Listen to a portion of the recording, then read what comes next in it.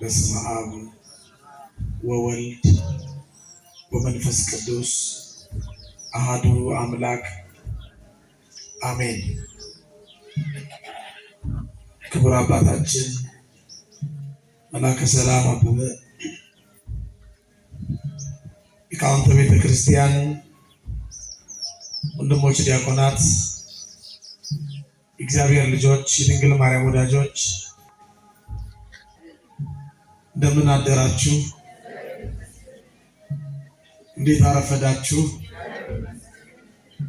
እንደምን ሰነበታችሁ? የኃጢአታችንን ብዛት የሰውነታችንን ክፋት ሳይመለከት በእድሜያችን ላይ ጭንቀን የጨመረልን በዚህም ቅዱስ ስፍራ ሰብስቦን ቅዱስ ቃሉን እንድንማር የረዳን የአባቶቻችን የቅዱሳን አምላክ የእኛም አባት እግዚአብሔር ስሙ ለዘላለም የተመሰገነ ይሁን። የእናታችን የእመቤታችን የቅድስት ድንግል ማርያም የወላዲተ አምላክ በረከት ረድኤት በሁላችን ላይ ይደር፣ አሜን። ከእኔም ተማሩ። የማቴዎስ ወንጌል ምዕራፍ 11 ቁጥር 29። ለዛሬ እንደ እግዚአብሔር አምላክ ቅዱስ ፈቃድ በሚኖረን ጊዜ የምንማማርበት የትምህርታችን ርዕስ ይሆናል። ከኔ ምን በሉ? ተማሩ። ቃሉን አንድ ጊዜ ከመጽሐፍ ቅዱሱ ላይ እመለከተዋለሁ። እንዲህ ይላል፣ እናንተ ደካሞች ሸክማችሁ የከበደ ሁሉ ወደ እኔ ኑ፣ እኔም አሳርፋችኋለሁ። ቀንበሬን በላያችሁ ተሸከሙ፣ ከእኔም ተማሩ፣ እኔ የዋህ በልቤም ትሁት ነኝና ለነፍሳችሁም እረፍት ታገኛላችሁ ይላል። ስለ ቃሉ የቃሉ ባለቤት እግዚአብሔር አምላካችን ስሙ በድጋሚ ለዘላለም የተመሰገነ ይሁን። እንደምንም አሜን በሉልኝ። አዎ እንደዚህ አሜን በሉ። የመማር ማስተማሩ ሂደት ውጤታማ እንዲሆን ስጠይቃችሁ እንደምንም መልሱልኝ እናቶቼ፣ ስመረቃችሁ ደግሞ እንደምንም አሜን በሉልኝ ወንድሞቼ። ተስማምተናል? መልካም። ይህንን ቃል የተናገረው አምላካችን ጌታችን መድኃኒታችን ኢየሱስ ክርስቶስ ነው። ከአምላካችን ከመድኃኔዓለም የምንማረው ብዙ ነገር አለ። ከምንማራቸው ብዙ ነገሮች ውስጥ ለዛሬ ሶስቱን አንኳር ነገሮች ብቻ መርጠን እንማማራለን። ከዛ በፊት ግን ቅድም ሳነብላችሁ እናንተ ደካሞች ሸክማችሁ የከበደ ሁሉ ወደ እኔ ኑ እኔም አሳርፋችኋለሁ የሚል ቃል ሰምተናል።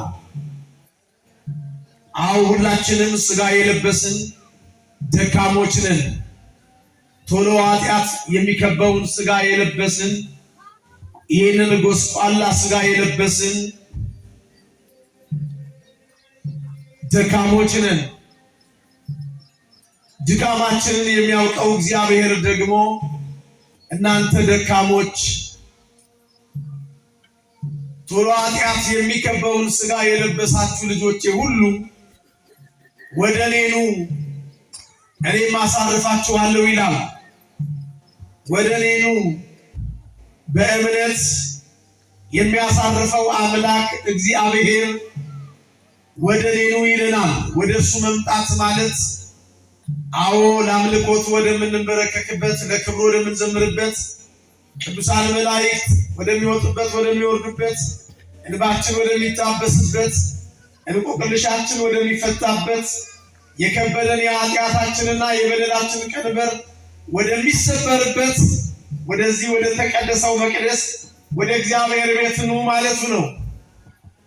እግዚአብሔር በመንፈሱ እግዚአብሔር በጸጋው እግዚአብሔር በረድኤቱ ከምንም በላይ የሚገኝበት የሚገለጥበት ለጸሎቶቻችን ዘወትር ዓይኖቹና ጆሮቹ የሚከፈቱበት የበረከቱ ቤት የጸጋው ግምጃ ቤት ይሄ የእግዚአብሔር ቤት ነው።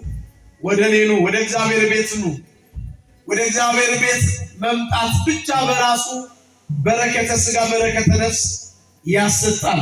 እየሰማችሁኝ ነው? እግዚአብሔር ይስማችሁ። ከኔ ጋር ናችሁ? አምላከ ተክለ ሃይማኖት ከሁላችንም ጋር ይሁን።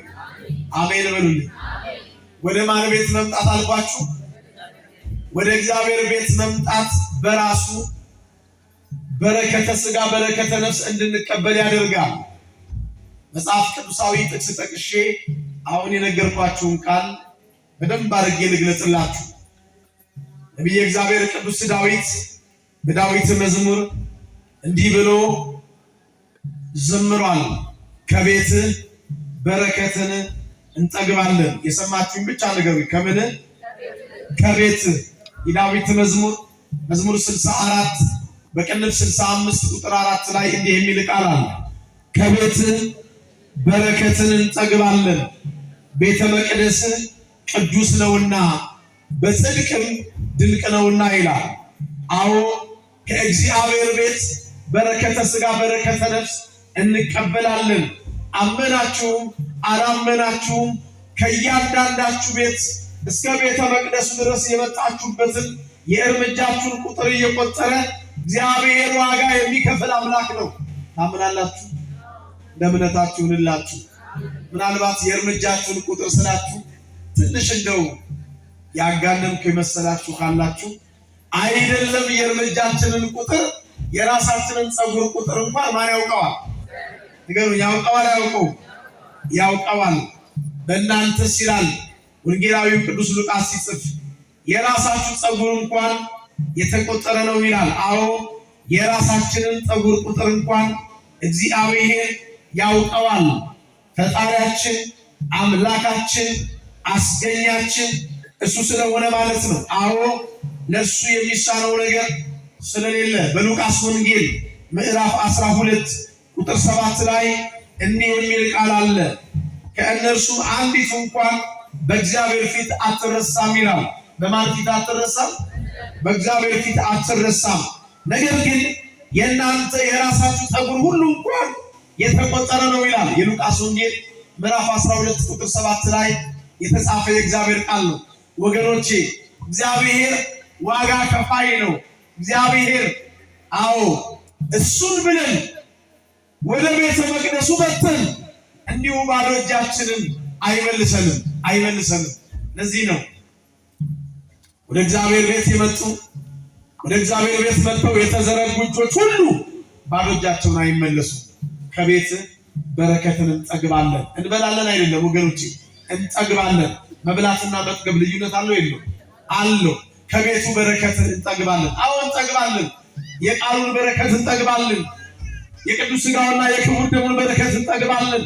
የፈውሱን በረከት እንጠግባለን። የሰላሙን በረከት እንጠግባለን። የእረፍትን በረከት እንጠግባለን።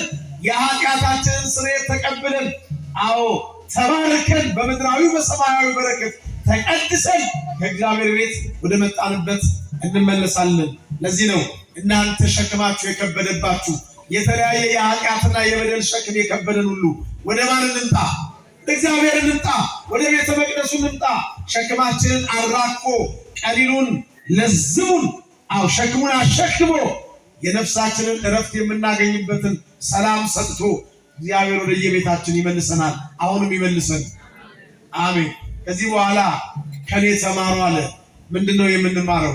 ከመድኃኔዓለም ዛሬ ወር በገባ በ27 ሁልጊዜ በየወሩ መድኃኔዓለምን እናስባለን። የዓለም መድኃኒት መድኃኔዓለምን ከመድኃኔዓለም የምንማረው ምንድነው? እስቲ ይሄንን ባለችን ጥቂት ጊዜ አንኳር የሆኑትን 3 ነገሮች ብቻ ተመልክተን እንጠቀልላለን። የመጀመሪያው ከምንም በፊት ከምንም በላይ ከአምላካችን ከመድኃኒታችን ከኢየሱስ ክርስቶስ የምንማረው ፍቅርን ነው። ምንድነው የምንማረው?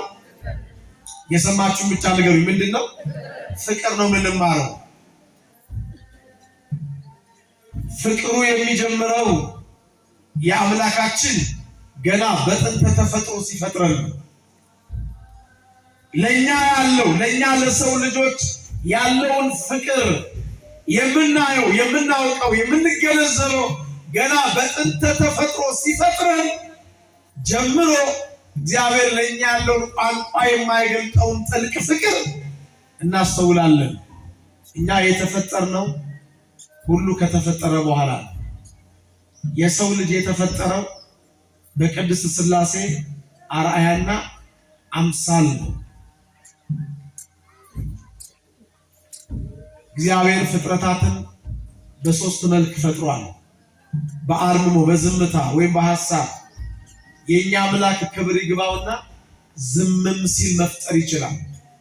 እግዚአብሔር ሁለተኛ ፍጥረታትን በቃሉ ፈጥሯል። ይሁን እያለ የሆነው ነገር ብዙ ነው። ሶስተኛ ግን እኛን የሰውን ልጆች በተቀደሰ እጁ አበጃጀን፣ በመዳፎቹ ቀረጸን፣ በምሳሌው በአርአያው በመልኩ ፈጠረን። በምኑ ፈጠረን? በመልኩ። ሰውን እንደ መልካችን እንደ ምሳሌያችን እንፍጠር። ኦሪት ዘፍጥረት ምዕራፍ 1 ቁጥር 26 ላይ እግዚአብሔር አምላካችን የተናገረው ቃል ነው። ሰውን በመልካችን እንደ ምሳሌያችን እንፍጠር ያለ እግዚአብሔር በኦሪት ዘፍጥረት ምዕራፍ 2 ቁጥር 7 ላይ ስንመለከት ሰውን ከምድር አፈር አበጀው ይላል። በመዳፉ ቀረጸን፣ የሕይወትን እስትንፋስ በአፍንጫችን በኩል እፍ አለብን፣ ሕያውነት ዘላለማዊነት በልቦናችን አሳደረብን። ይሄ በሥላሴ መልክ በእግዚአብሔር መልክ የተፈጠረ ሰው በእግዚአብሔር እጅ የተፈጠረ ሰው ከ7 ዓመት ከ1 ወር ከ17 ቀን በኋላ ተበላሸበት። አትብላ የተባለውን በልቶ፣ አትንካ የተባለውን ነክቶ፣ አትጠፍ የተባለውን ቀጥፎ በሞተ ሥጋ ላይ ሞተ ነፍስ ተፈረደበት። ወደ ምድረ ፋይል ተባረረ። ገነት በኪሩቤልና በምትገለባበጠው ሰይፍ እየተጠበቀች የሰው ልጅ ወደዚህ ወደ ምድረ ፋይል ተወረወረ። ነገር ግን ምንም ወደ ምድረ ፋይል ቢጣል እግዚአብሔር አምላካችን በሞተ ሥጋ ላይ ሞተ ነፍስ ቢፈርድብንም፣ አዎ ፈታሒ በጽድቅ ኮናኔ በርትዕ ነውና እግዚአብሔር እውነተኛ ዳኛ ነውና ምንም እንኳን አትብላ የተባለውን በልቶ ሞት ቢፈረድበትም እግዚአብሔር ያለ ተስፋ ግን ሞት አልፈረደበትም። ዳግም ወደ ቀደመ ክብሩ እንዲመልሰው ተስፋ እየሰጠው ቃል እየገባለት ከ5 ቀን ተኩል በኋላ እግዚአብሔር ሊያድነው ሊታደገው ወደ ቀደመ ክብሩ ሊመልሰው ቃል እየሰጠው አዳም የለበሰውን የቅጠል ያገለደመውን ልብስ አስወልቆ የቁርበት የቆዳ ልብስ አልብሶ ወደዚህ ምድር ወረደ።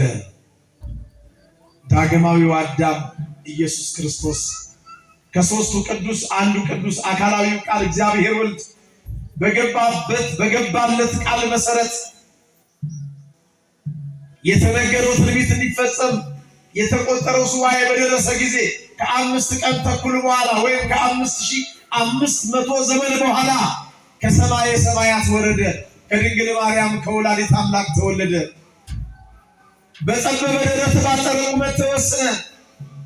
እኛን መስሎ እኛን አክሎ ኃያል ወልድን ፍቅር ከመንበሩ ስቦ ከብቶች በረት አሰኘው።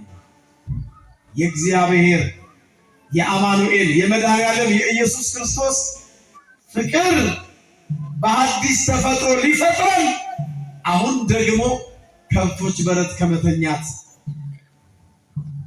ይጀምራል። እየሰማችሁ ነው? እግዚአብሔር ይስማችሁ። አሜን። ከመድኃኔዓለም የምንማረው ፍቅር ነው አለ። ፍቅሩን ከልደቱ ይጀምራል። ከልደቱ ከዛ ደግሞ እስከ ስቅለቱ እናያለን። ወገኖቼ ለኛ ሲል ራሱን ባዶ አደረገ። ቅዱስ ጳውሎስ በሁለተኛ ቆሮንቶስ ምዕራፍ 8 ቁጥር 9 ላይ እንደጻፈልን እሱ ባለጠጋ ሲሆን እሱ ሀብታም ሲሆን ስለናንተ ድሃ ሆነ ይላል። አዎ ስለኛ ድሃ ሆነ። ማንም ሊቀርበው በማይችል ብርሃን ውስጥ የሚኖር እሳተ መለኮት በከብቶች በረት ለሰው ልጆች ፍቅር ሲል ተኛ፣ በከብቶች በረት ተወለደ።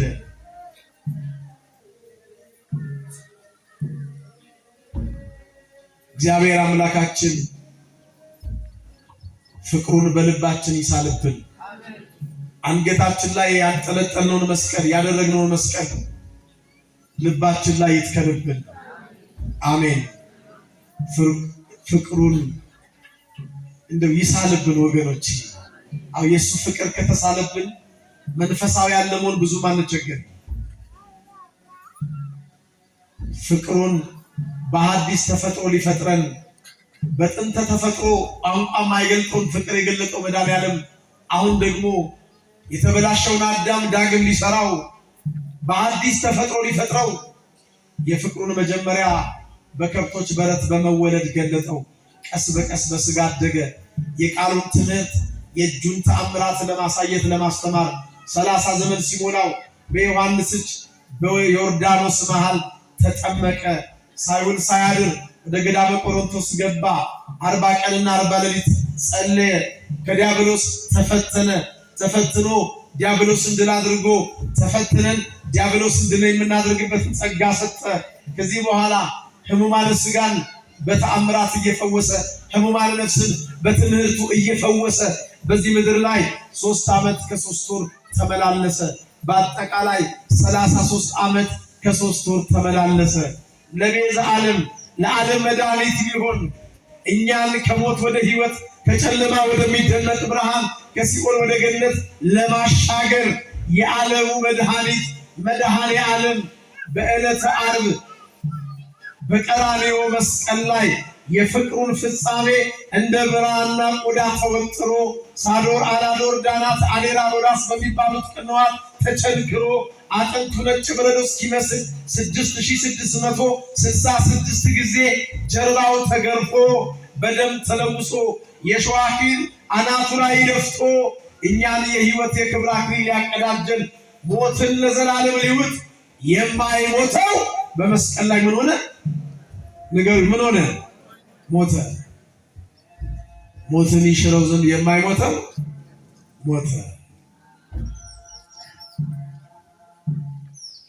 ስለኛ ስለ ልጆቹ ማንም ሊከፍልልን የማይችለውን ውድ ዋጋ መድኃኒዓለም ከፈለ። አንዱ አለ ቅዱስ ጳውሎስ ስለ ሁላችንም ሞተ። ሁለተኛ ቆሮንቶስ ምዕራፍ 5 ቁጥር 12 ጀምሮ አንዱ ስለ ሁሉ ሞተ አለ። አዎ ሁላችንም በበደላችንና በኃጢአታችን ሙታን ስለነበርን ሁለተኛ ቆሮንቶስ ምዕራፍ 5 ቁጥር 12 ጀምሮ ተመልከቱ። እኔ ቁጥር 14 ላይ እመለከተዋለሁ። እንዲህ ይላል፣ ይህን ስለቆረጥን የክርስቶስ ፍቅር ግድ ይለናልና አለ። የማን ፍቅር? የሰማችሁን ብቻ ነገሩ። የማን ፍቅር? የክርስቶስ ፍቅር ግድ ይለናልና አለና አንዱ ስለ ሁሉ ሞተ። አንዱ ስለማን ሞተ? ስለ ሁሉ። እንግዲያስ ሁሉ ሞቱ፣ በሕይወትም ያሉት ስለ እነርሱ ለሞተውና ለተነሳው እንጂ ወደፊት ለራሳቸው እንዳይኖሩ አንዱ ስለ ሁሉ ሞተ ይላል። ስለ ሁላችንም በመስቀል ላይ ተሰቅሎ እንደ በረቅ ቆዳ ተወጥሮ ለ3 ሰዓታት ያህል ደሙ ተንጠባጥቦ እስኪያልቅ ድረስ ስለኛ ዋጋ ከፈለ። ማይሞተው አምላክ በለበሰው ሥጋ ሞተ። በሥጋ ሞተ፣ በመንፈስ ግን ሕያው ሆነ አለ ቅዱስ ጴጥሮስ። አንደኛ ጴጥሮስ ምዕራፍ 3 ቁጥር 21 ላይ አዎ ሞታችንን ሊሽር ማይሞተው ሞተ። ወገኖቼ ከዚህ የሚበልጥ ፍቅር አለ? ሰው ሰውን ቢወደው እንጀራ ቆርሶ ያበላው ይሆናል። ሰው ሰውን የቱንም ያህል ቢወደው ወገኖቼ ልብስ ቀዶ ያለብሰው ይሆናል። ሰው የቱንም ያህል ሰውን ቢወድ ምናልባት ምድራዊ የእርስ ጉልት ያወርሰው ይሆናል። የቱንም ያህል ሰው ሰውን ቢወደው ራሱን ስለሚወደው ሰው ግን አሳልፎ ለሞት አይሰጥም። እናትም ለልጅ ልጅም ለእናትም ወንድምም ለእህት እህትም ለወንድምም ማንም ስለማንም አይሞትም። ምናልባት በከንፈራው ካንተ በፊት እኔን ያስቀድመኝ ካንቺ በፊት እንባባል ይሆናል። ሞት ጨክኖ ሲመጣ ግን ማንም ስለማንም ሊሞት ፈቃደኛ አይደለም። እየሰማችሁኝ ነው? አይዟችሁ ጨርሻለሁ። 1 ሰዓት ከ45 ደቂቃ ብቻ ነው የሚቀረው። ሰምታችሁኛል? ስንት አልኳችሁ? አይ እየተከታተላችሁ ነው ማለት ነው። አይዟችሁ ጥቂት ደቂቃ ነው የቀረኝ። በጥቂት ደቂቃ ውስጥ ተከልለዋለሁ። ማንም ስለማንም ለመሞት ፈቃደኛ አይደለም ወገኖች። እውነቱን ነው የምነግራችሁ። እስቲ ለዛሬ ብቻ በሏት። ከራስ በላይ አይ ከራስ በላይ ምንድን ነው የምትሉት? እሱን ነው በሉት። የለም ማለት ነው። እውነት እንደዚህ የሚሸነጋገሉ ባልና ሚስት ነበሩ አሉ።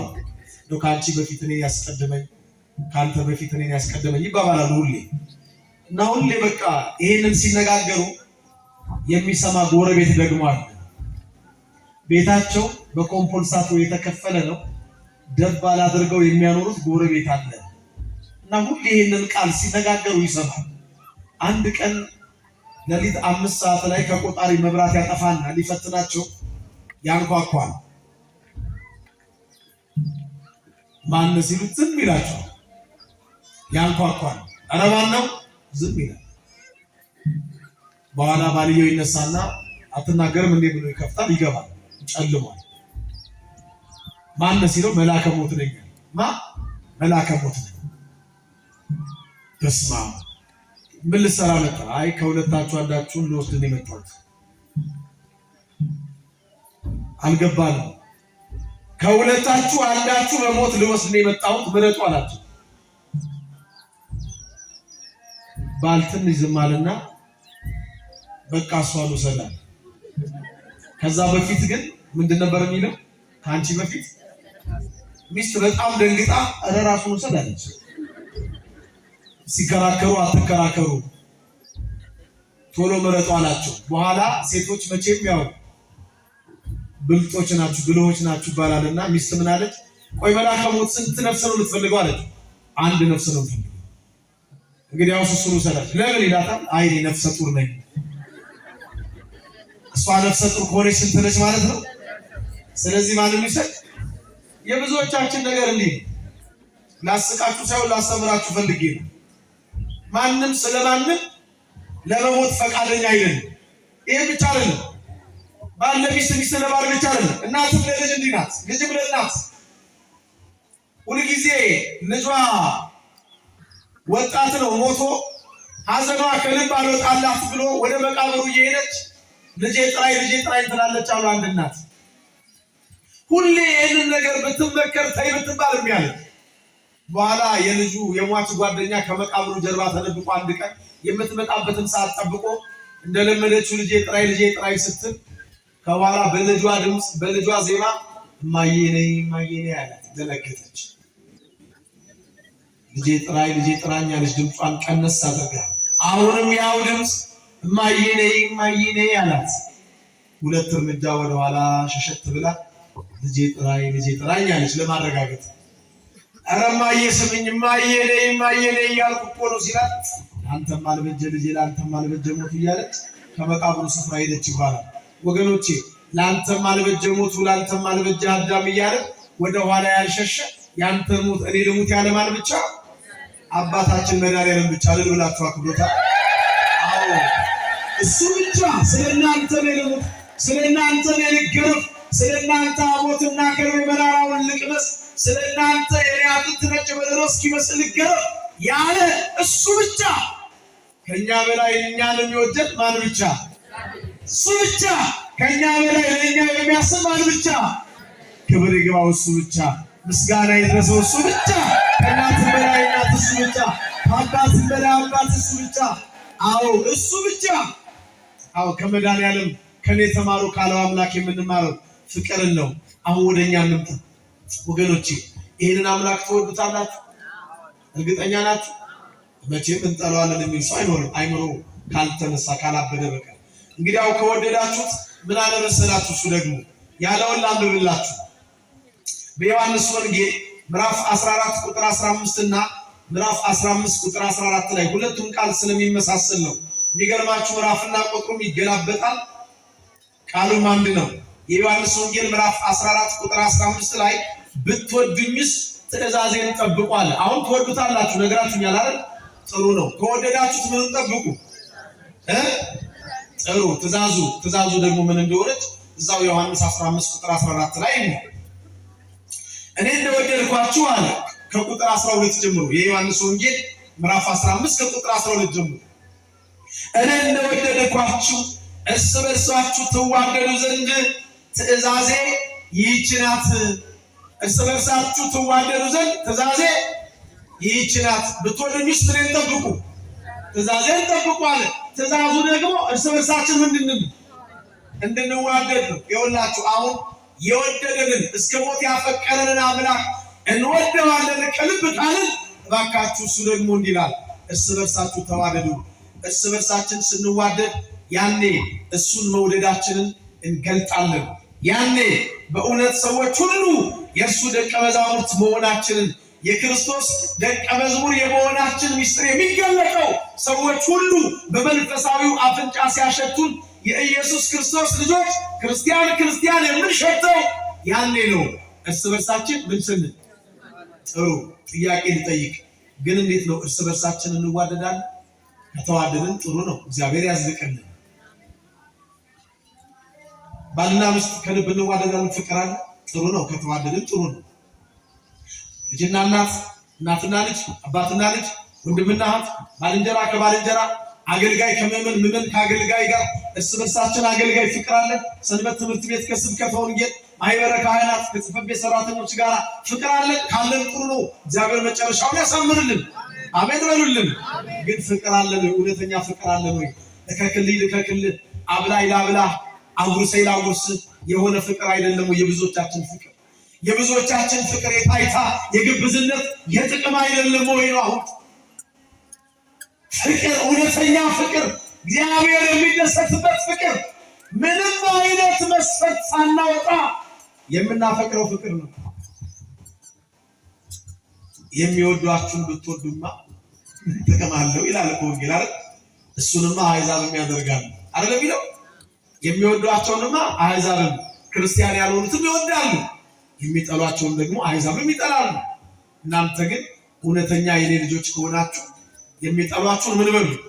ውደዱ። ስለሚያሳድዷችሁ ጸልዩ፣ የሚረግሟችሁን። አሁን ይሄ ፍቅር ግን አለ በእውነት እንኳን ምእመናን ላይ አገልጋዮች ላይ ይኖር ይሆን? ካለ ጥሩ ነው። እግዚአብሔር እርስ በርሳችን እንድንዋደድ እውነተኛውን ፍቅር ይስጠን። አሁን ዛሬ የተቸገርነው ሊበላ የሚጠጣትን አይደለም፣ ምድሪቱ ጠባን አይደለም፣ እርስ በርስ ተበላልተን እንደ ውሻ ተነካክሰን ልንተላለቅ ጫፍ ላይ ደረስነው። እግዚአብሔር ጸጋውን አጉድሎብን አይደለም። ኢትዮጵያውያን ከአባታችን ጋር እየተጫወትን ስንመጣ ስለ ዘመኑ ጉዳይ ምን አሉ? እግዚአብሔርማ ምን አጎደለብን አሉ። ምን አጎደለብን? ምንም አላጎደለብንም። እውነታቸው ነው። ያጎደልነው እኛ እንጂ እግዚአብሔር ነው እንዴ? እኛ ነን ያጎደልነው። እኛ ተመልሰናል ወይ? እኛ ለእግዚአብሔር የሚመች ሕይወት አለን ወይ? እስቲ ራሳችንን በእግዚአብሔር ቃል መስታወትም ይሆኑ። እውነት ነው። እኛ ስንመለስ ሁሉ ነገር ይመለሳል። እኛ ስንስተካከል ሁሉ ነገር ይስተካከላል። አይስተካከልም? እግዚአብሔር የሚመለስ ንጹህ ፍቅር ለሁላችንም ይስጥ። የሚመለስ ልብ፣ ወደሱ የሚቀርብ ልብ ያድለን። አሜን ወገኖቼ። ፍቅር አጣን። ኢትዮጵያ ሀገራችን አየሯ መልካም ነው። 13 ወር ሙሉ ፀሐይ ያለባት ፀሐይ የሚወጣባት ሀገር፣ 12 ሰዓት ቀን 12 ሰዓት ጨለማ። የሚገርም እኮ ሀገር እኮ አየሯ ምግብ የሆነ ሀገር እኮ። ይሁት ቀናበርና አረንጓዴ ነው አለ የሚታያችሁ ሳሩት ማኑ ሀጠጥፎት መንገድ ዳር አንዳንዴ ከመኪና ላይ የወደቁ የእህል ዘሮች በቅለው ታያላችሁ። አስፋልት ዳር ኮሪደር ላይ ጥግጥ ጤፍ በቅሎ ምናምን ታያላችሁ። እንኳን ሌላው ተዘርቶበት አይደለም እንዲሁ በአጋጣሚ እንኳን ወፍ ዘራሽ የሆኑ ብዙ ነገሮች የሚበቅሉባት ምድሪቱ ሰላም፣ አየሯ ሰላም። እንዴ 6 ወር እኮ ጨለማ ናቸው እነ ኖርዌይ። አንዳንዴ እኮ ቀኑም ጨለማ ጨለማውም ጨለማ ይሆንባቸዋል። አንዳንዴ ደግሞ ቀኑም ጨለማው ብርሃን ይሆንባቸዋል። 24 ሰዓት ቀንም ይሆንባቸው ሀገሮች አሉ። እኛ ግን 12 ሰዓት ቀን 12 ሰዓት ጨለማ። የተፈጥሮ አደጋ የሌለብን ግን ዓለም አቀፍ ለማኞች ነን። ዓለም ከተፈጠረ ዘመን ከተቆጠረ ጀምሮ ብዙ ወንዝ የሚፈስባት ሀገረ እግዚአብሔር ኢትዮጵያ አንድ ወንዝ ወደሌለባት ወደ ሳውዲ አረቢያ ልጆቿ ይሰደዳሉ። አይገርም? እንጀራ ፍለጋ ሳውዲ አረቢያ አንድ ወንዝ የላት። እግዚአብሔር ምንም አላጎደለብን። ያጎደልነው እኛ፣ እንዲጎድልብን ያደረግነው እኛ። ምን በማጣት ግድ የለም ጨክናችሁ በሉት። ምን በማጣት? ፍቅር በማጣት። እርስ በርሳችን ከተፋቀርን፣ እርስ በርሳችን ከተዋደድን፣ በዘር በጎጥ ካልተከፋፈልን ምድሪቱ ሰላም ናት? ሰላም አይደለች? ንገሩኝ። አየሩ ሰላም ነው? ሰላም አይደለም? አገሩ ሰላም ነው? ሰላም አይደለም? እንዴ እኔ አንድ ታሪክ፣ እውነተኛ ታሪክ ልንገራት። አንድ የቡልጋሪያ ዜግነት ያለው ኢትዮጵያዊ አግብቶ ከቦሌ ኤርፖርት ተቀብለነው ወደ መገናኛ ስንሄድ በመኪና ከቦሌ አየር መንገድ እስከ ኢምፔሪያል ዳገት ድረስ አንበሳ ጋራጅ ልንደርስ ስንል እስከዛ ድረስ ዝናብ ይዘንባል። ኃይለኛ ዝናብ ነው ይዘንባል። ልክ አንበሳ ጋራጅን ዳገቷን እንደወጣን ደግሞ ኃይለኛ ፀሐይ እና ግራ ገባውና በእሱ ሀገር ቋንቋ ለሷ አላት። በጣም ሳቀች። ሚስቱ ኢትዮጵያዊት ናት። እና ምን ብሎሽ ሊሳቅሽው አልኳት። ምንድነው ያመጣሽኝ ሀገር? ሁለት ሀገር ነው ወይ? እዚህ ጋር ዝናብ እስከዚህ ድረስ ይዘንባል፣ ከዚህ በኋላ ደግሞ ልም ያለ ፀሐይ ነው ብሎ በጣም ገርሞታል። ለእኛ ግን እንዲህ አይነት ነገር ይገርመናል። ፀሐይ ጀወለደች ከማለት ውጭ ይገርመናል።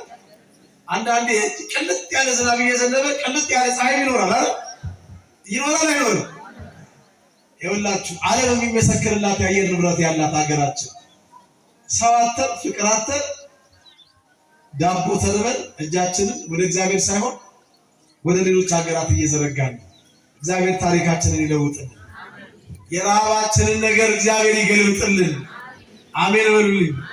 ይኸውላችሁ አመናችሁም አላመናችሁ እውነተኛ ፍቅር ሲኖረን ረሃቡ፣ ጦርነቱ፣ ስደቱ ይጠፋል አይጠፋም? ለምን? ፍቅር የሁሉ ነገር መጠቅለያ ነው። ቅዱስ ጳውሎስ ትዝ ይላችኋል፣ አንደኛ ቆሮንቶስ ምዕራፍ 13 ቁጥር 1 ላይ በሰውና በመላእክት ቋንቋ ብናገር ፍቅር ከሌለ ከንቱ ነኝ አለ። ተራሮችን እስካፈልስ ድረስ እምነት ቢኖረኝ ሚስጥርን ሁሉ ባውቅ ፍቅር ከሌለኝ እንደሚጮህ ነሐስ እንደሚንሸዋሸዋ ጸናጽል ሆኛለሁ አለ። ምን ከሌለኝ? ፍቅር ከሌለኝ።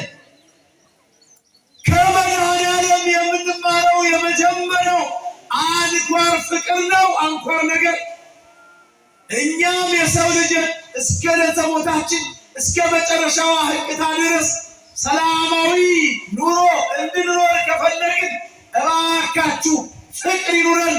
እርስ በርሳችን በፍቅር አይን እንተያይ፣ አንበላላ፣ አንከፋፈል። ፍቅር ይኑረን።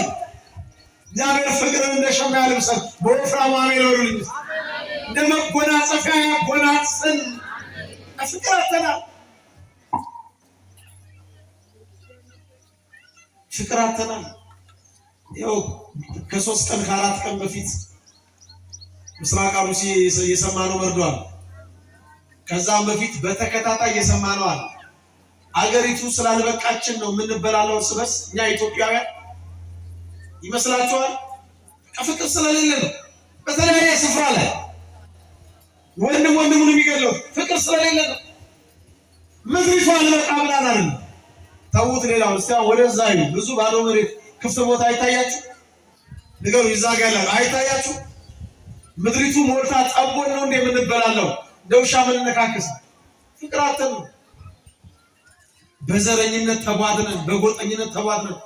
ድሮ ቡና የምትጠጣት እኮ ጎረቤት አማቾች አሁን እኮ 45 ዲግሪ እየተገለባመጣት እኮ እንዴት ነው? አለም እንደ ድሮ እውነቱ ንገሩኝ። አለ ቡና ትጠጣጣላችሁ? እንደ ሳትውላት ቡና ጠጪ ጸበል ቅመሽም ካል ምን አስባለሁ? እንደ ጠበቅ ጠንከር ያለ እኮ ሰላምታ ከሰጡ መጠራጠር ጀምረናል። አሬ አባቶቻችንን የአያቶቻችንን ዘመን እግዚአብሔር ይመልስልን። የሰው ዘር ምንጩ አዳም ነው። ታምናላችሁ? ነገሩ የሚያምነው ብቻ ነገሩ ታምናላችሁ? የሁላችን አባትና አምላክ ማን ነው? እግዚአብሔር ነው።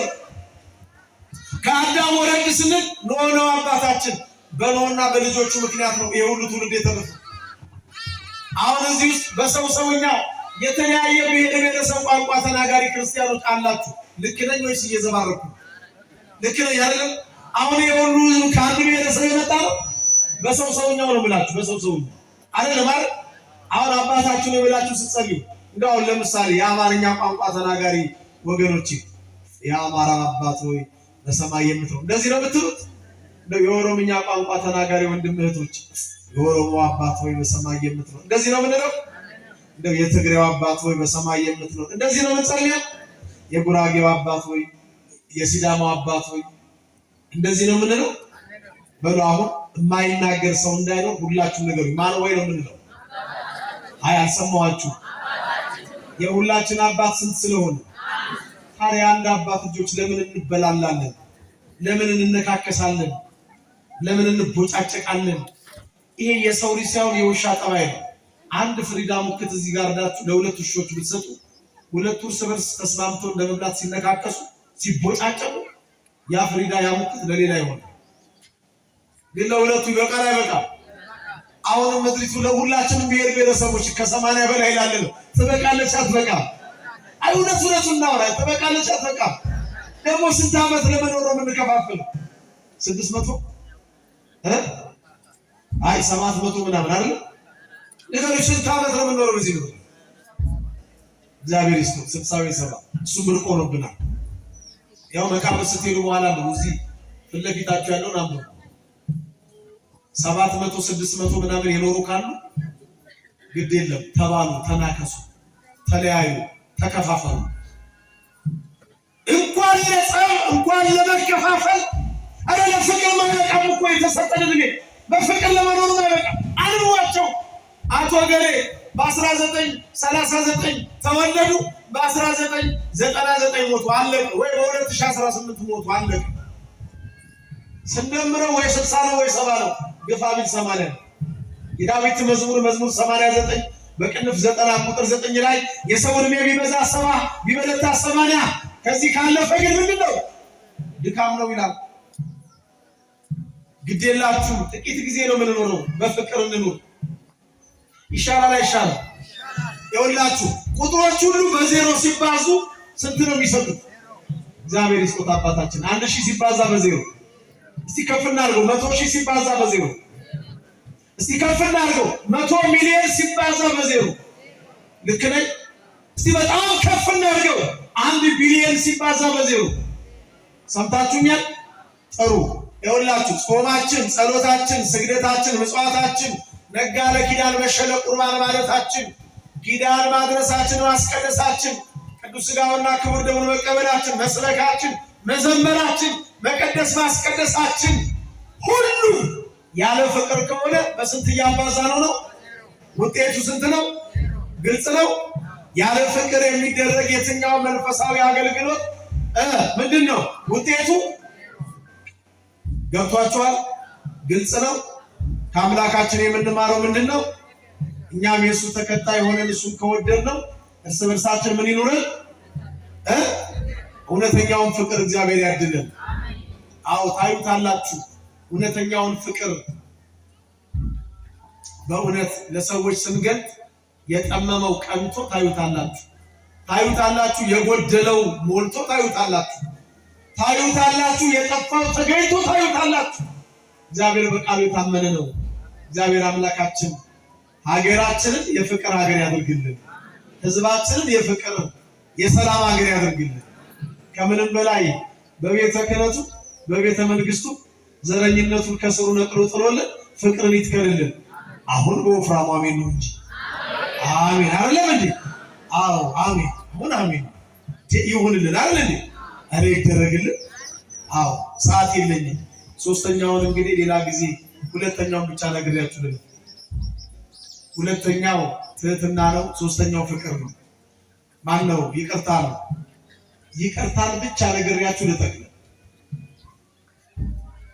አምላካችን ጌታችን መድኃኔዓለም ክርስቶስ በመስቀል ላይ ተሰቅሎ ስጋው አልቆ ነጭ በረዶ እስኪመስል ተገረፉት። የሸዋ አክሊል ጎንጉነው ጭንቅላቱ ላይ ላደረጉበት፣ በመቃ እየደበደቡ ምራቅ ለተፉበት፣ ለዘበቱበት፣ ቀዩን የሐር ግምጃ ለብሰው የአይሁድ ንጉሥ ሆይ ሰላም ላንተ ይሁን እያሉ ለዘበቱበት፣ በጥፊ እየመቱ ለቀለዱበት፣ ከፊት ያሉት ወደ ኋላ ከኋላ ያሉት ወደፊት እያዳፉ እየገረፉ መጨረሻ ሰቅለው ቸንክረው ለገደሉት። መስቀል ላይ ከተናገራቸው 7 ቃላት አንዱ አባት ሆይ የሚያደርጉትን አያውቁምና ግድ በሉልኝ። ጮክ ብላችሁ ምን በላቸው? ርዕሳችን ምንድን ነው? ከኔ ምን በሉ ተማሩ ነው አይደል? ከጌታ ከኢየሱስ ክርስቶስ ከመድኃኔዓለም የተማረው እውነተኛው ደቀ መዝሙር ሊቀ ዲያቆናት ቀዳሜ ሰማዕት ቅዱስ እስጢፋኖስ በሐዋርያት ሥራ ምዕራፍ 7 ቁጥር 58 ላይ ስለ ኢየሱስ ክርስቶስ የባህሪ አምላክነት፣ መድኃኒትነት፣ ቤዛነት ሲመሰክር አይሁድ በድንጋይ ሲወግሩት የሰው ልጅ በእግዚአብሔር ቀኝ ቆሞ ያለው ባለ ጊዜ ጨክነው በድንጋይ ቀጥቅጠው ሲገሉት ምንድን ነበር ያለው? ጌታ ሆይ ይህንን ኃጢአት አትቁጠርባቸዋል። ከማን ተምሩ? ከኔ ተማሩ ካለው ከመድኃኔዓለም ተምሩ። ይህንን ኃጢአት ምን አትበልባቸው? አትቁጠርባቸው። ዛሬስ በክርስቶስ ክርስቲያን የተሰኘ ወገኖች ሰዓት የለኝም፣ ቶሎ ቶሎ በለው። የይቅርታ ሰዎች ነን። የበደሉንን ይቅር እንላለን። ራሳችንን በእግዚአብሔር ቃል ሚዛን እንመዝን። ለያዥ ለገናዥ የምናስቸግር ክርስቲያኖች የለንም። ለአስታራቂ ካህናት፣ ለሽማግሌዎች የምናስቸግር ታራቂዎች የለም። ሽማግሌ ቆሞ ታረቁ ተብለን ከአንድ አብራክ የተከፈልን ከአንድ ማኅፀን የወጣን እህትና ወንድም የእናቴ አጥንት ሾክ ሆኖ ይወጋኝ ከእሱ ጋር ብታረቅ አላልንም? የሞተችው እናቴ ከመቃብር መጣ ይቅር በላት ቢል ብትለኝ እሷን ይቅር ከምል የእናቴ ሞት መጣለሁ ያለን የለን? ሰማይ ከምድር ጋር ቢጋጠም እሱን ይቅር አልለውም፣ እሷን ይቅር አልላትም ያለን የለን? የለንም ወገኖቼ። ብቻ እግዚአብሔር ይማረን። ይቅርታ ልብስ እሱ ይቅር አላለንም? ንገሩኝ፣ ይቅር አላለንም ወይ? አሁን ይቅር ባይለን የእያንዳንዳችንን ኃጢአት ግንባርና ደረታችን ላይ ጽፎ ቢያስነብብብን ማን የማንን ኃጢአት ያነብ ነበር? ያየብንን ያላሳየብን፣ የሰማብንን ያላሰማብን ቸሩ መድኃኔዓለም ክብር ይግባው።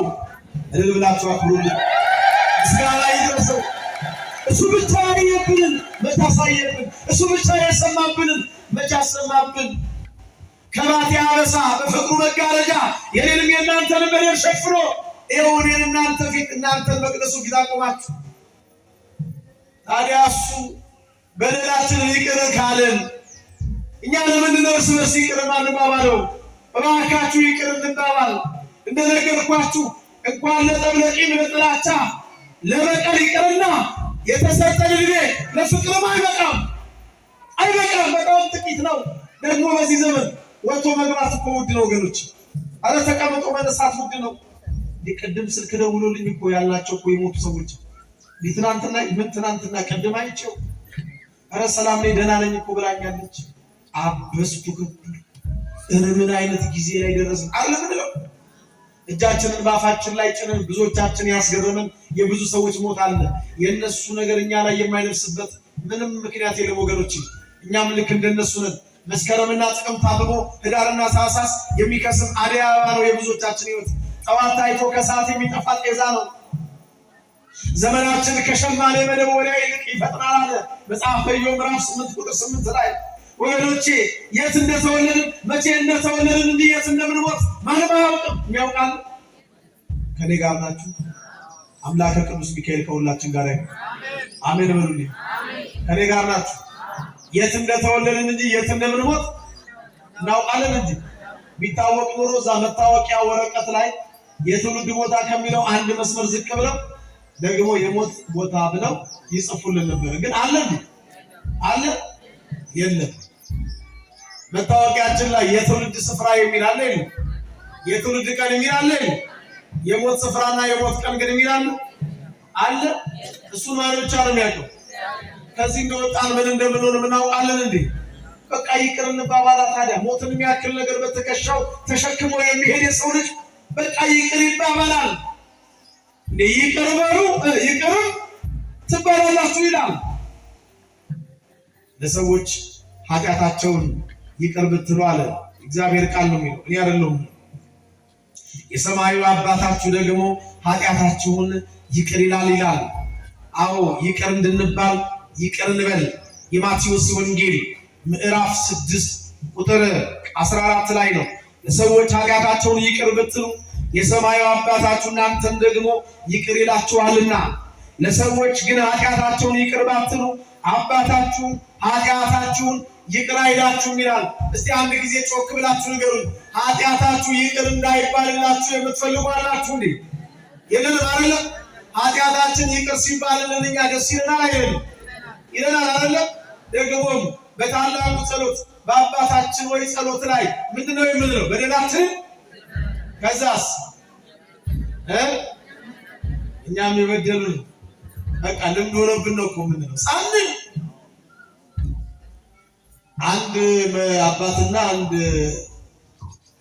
አቃቢ ተጣሉና ሽማግሌ ቆሞ ሊያስታርቅ ታረቋል። አቃቢቷ በቃ እሺ አሉ። እኛ አባት ግን በፍጹም እሷን ይቅር ከምን በፍጹም በኋላ እንግዲህ መቼም ቢባሉ ቢሰሩ ሲሉ ግድ የለም እስቲ በጸሎት እንዝጋው አሉ። በጸሎት ሲዘጋ እንበላ ሆነ ዘበሰማያት ተባላ። አይቀርም መቼም አባታችን ሆይ አሉ በማይበር ሽማግሌዎቹ ታራቂዎቹ በሰማያት የምትኖር አሉ ስምህ ይቀደስ መንግሥትህ ትምጣ ፈቃድህ በሰማይ እንደሆነች እንዲሁ በምድር ትሁን። የዕለት እንጀራችንን ስጠን ዛሬ፣ በደላችንን ልክ እዚች ጋር ሲደርሱ አቃቢቷ ምን አሉ? ወደኛ አባት ዞሩና አባት እቺንማ ይዝለሏት አሉ። ምን ይበሏት? እቺን ይዝለሏት። ለምን አላሉማ? ሳይሉ እኛን የበደለውን ይቅር እንደምን ሳይል። ስለዚህ ይቅርታ ያላደረገ ሰው አባታችን ሆይ የሚለውን ጸሎት መጸለይ የለበትም። ቢጸልይም በእግዚአብሔር ፊት ጸሎቱ ተቀባይነት ለምን ይቅር አላለም? እየሰማችሁ ነው? ከመድኃኒዓለም ከኔ ተማሩ ካለው አምላክ በሁለተኛ ደረጃ የምንማረው ይቅርታን ነው። ይቅር ለመባል ይቅርታ ምን እንበል እናድርግ። መቼም እንጣላለን እንነካካለን አይደለም እንዴ?